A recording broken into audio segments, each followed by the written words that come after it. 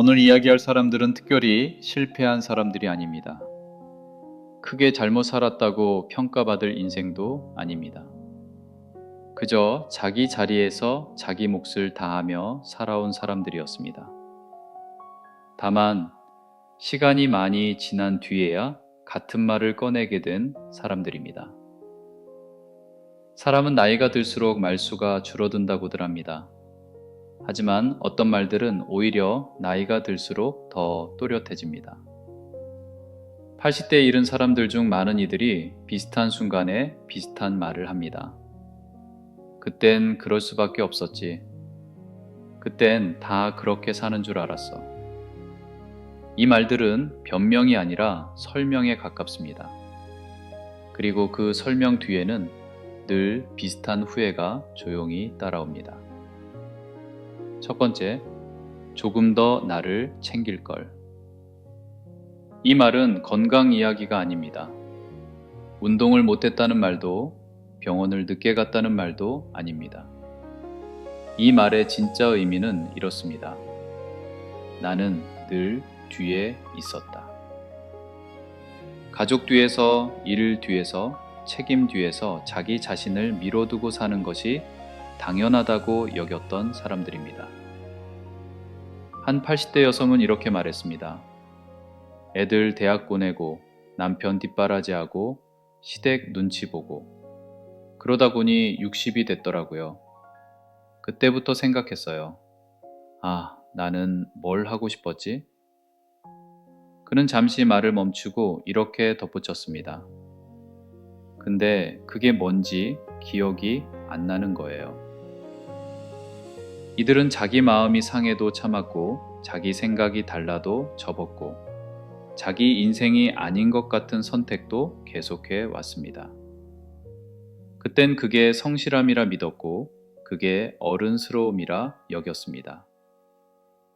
한 80대 남성은 이렇게 말했습니다.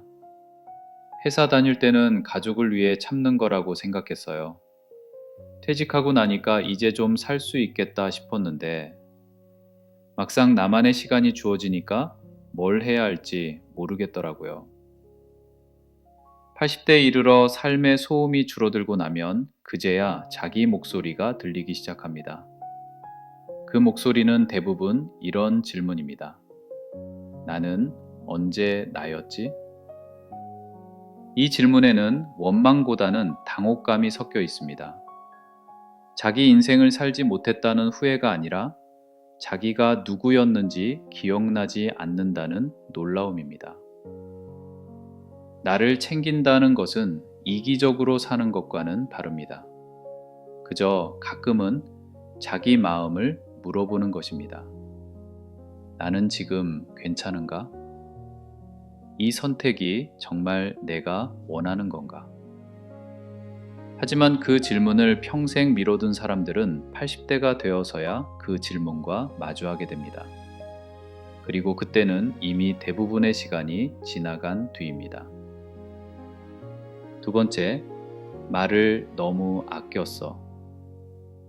이 말은 말을 많이 하라는 뜻이 아닙니다. 하고 싶은 말을 다 하며 살지 못했다는 뜻입니다. 80대의 후회는 대부분 하지 않은 말에 있습니다. 한 80대 할머니는 이렇게 말했습니다. 남편한테 고맙다는 말 한 번 제대로 못했어요. 사랑한다는 말도요. 창피하고 쑥스러워서 미뤘는데 남편이 먼저 갔어요. 이제는 할 수가 없잖아요. 그는 눈물을 닦으며 이렇게 덧붙였습니다. 왜 그렇게 말이 아까웠는지 모르겠어요. 고맙다는 말, 미안하다는 말, 싫다는 말, 그만하고 싶다는 말. 그 말들은 상대방을 위해서 삼켰다고 생각했지만 결국은 자기 자신을 향한 말이었습니다. 그 시절에는 참는 것이 미덕이었고 침묵이 어른의 태도처럼 여겨졌습니다. 한 80대 남성은 자식들과의 관계에 대해 이렇게 말했습니다. 애들한테 한 번도 제대로 말한 적이 없어요. 속으로는 걱정도 많이 하고 사랑도 하는데 막상 만나면 잔소리밖에 안 나와요. 그게 습관이 돼버린 거죠. 애들도 이제 저한테 말을 안 해요. 할 필요가 없다고 생각하는 것 같아요. 말하지 않은 감정은 사라지지 않고 형태만 바꿉니다. 무표정이 되거나 고집이 되거나 이유 없는 피로가 됩니다. 그래서 많은 사람들이 자기 감정을 말로 남기지 못한 채 시간으로 넘겨버렸습니다. 하지만 시간은 말을 대신해 주지 않습니다. 80대가 되어 그 이유를 묻는 사람이 없을 때 사람들은 혼잣말처럼 이 말을 꺼냅니다. 그때 한마디만 했어도 달라졌을 텐데. 이 말에는 원망보다는 아쉬움이 담겨 있습니다. 상대방을 원망하는 게 아니라 말하지 못한 자기 자신을 아쉬워하는 것입니다. 세 번째, 그렇게까지 버틸 필요는 없었어. 이 말에는 후회와 함께 약간의 놀라움이 섞여 있습니다. 버티지 않으면 모든 게 무너질 것 같았던 시절, 그만두면 끝날 것 같았고, 포기하면 패배자가 될 것 같았던 순간들. 한 80대 남성은 직장 생활에 대해 이렇게 말했습니다. 30년을 한 회사에 다녔어요. 중간에 몇 번 그만두고 싶었는데 가족 생각하면 못 그만두겠더라고요. 그래서 이 악물고 버텼죠. 근데 나중에 보니까 다른 사람들은 이직도 하고 창업도 하고 그러면서 살더라고요. 나만 그렇게 버텨야 한다고 생각한 거죠. 많은 사람들은 자기 몸과 마음이 이미 신호를 보내고 있었음에도 계속 버텼습니다. 문제는 버틴 시간이 아니라 버틴 방식이었습니다. 아무도 보지 않는 자리에서 혼자만 끝까지 견디는 방식. 한 80대 여성은 결혼 생활에 대해 이렇게 말했습니다. 남편이 술 마시고 들어오면 저는 밤새 깨어 있었어요. 혹시나 싸우게 될까 봐요. 그렇게 40년을 살았어요. 그만두면 애들한테 미안하고 이혼하면 주변 시선이 무섭고 그래서 버텼는데 지금 생각하면 그렇게까지 할 필요는 없었던 것 같아요. 80대에 이르러 그 시간들을 돌아보면 사람들은 이렇게 말합니다. 그땐 다 무너질 줄 알았는데 지금 생각해보면 그렇게까지는 아니었어. 이 말은 용기의 부족을 말하는 게 아닙니다. 당시의 자신이 너무 혼자였다는 사실을 뒤늦게 깨닫는 말입니다. 도움을 요청할 수도 있었고, 멈출 수도 있었고, 다른 길을 선택할 수도 있었는데 그 모든 가능성을 스스로 차단한 채 버텼던 시간들. 그 시간이 아깝다기보다는 그렇게 혼자 버텨야 한다고 믿었던 자신이 안쓰러운 것입니다. 이 세 가지 말에는 공통점이 있습니다. 모두 다른 사람을 향한 말이 아니라 자기 자신에게 늦게 전하는 말이라는 점입니다. 그리고 이 말들은 아무도 강요하지 않았습니다. 스스로가 자기 인생을 정리하는 과정에서 조용히 떠오른 말들입니다. 하지만 이 이야기에는 뒷부분이 있습니다. 80대가 되어 이런 말들을 꺼내는 사람들에게 물었습니다. 그럼 지금은 어떻게 지내시나요? 놀랍게도 많은 분들이 비슷한 대답을 했습니다. 지금은 조금 편해졌어요. 이 말에는 체념이 아니라 어떤 발견이 담겨 있었습니다. 한 82세의 할아버지는 이렇게 말했습니다. 70대 중반까지는 후회가 많았어요. 그땐 왜 그렇게 살았나 싶고 돌이킬 수 없다는 게 답답하고 그런데 80이 넘어서부터는 좀 달라지더라고요. 후회가 사라진 건 아닌데 그 후회를 바라보는 방식이 바뀐 거예요. 그는 잠시 창밖을 보다가 이렇게 덧붙였습니다. 내가 그렇게 살 수밖에 없었던 이유를 이제는 알겠어요. 그때의 나를 용서하게 됐달까요? 그리고 알게 됐어요. 완벽한 삶이란 게 애초에 없다는 걸. 또 다른 80대 할머니는 이런 말을 했습니다. 요즘은 손주들한테 이런 얘기를 해요. 너무 완벽하게 살려고 하지 말라고. 엄마가 되고 아빠가 되면 완벽해야 한다고 생각하잖아요. 나도 그랬으니까. 근데 그게 아니더라고요. 완벽한 부모는 없어요. 그냥 최선을 다하는 부모만 있을 뿐이죠. 이 말들에서 발견한 건 이겁니다. 80대의 후회는 단순히 과거를 아쉬워하는 것이 아니라 살아온 시간을 이해하는 과정이라는 것. 그리고 그 이해는 결국 자기 자신을 받아들이는 일이라는 것. 그런데 이 이야기를 들으면서 많은 사람들이 이런 생각을 할 겁니다. 아, 나도 그렇게 되겠구나. 결국 후회하며 살게 되는 거구나. 하지만 80대 어르신들이 전하고 싶은 말은 그게 아닙니다.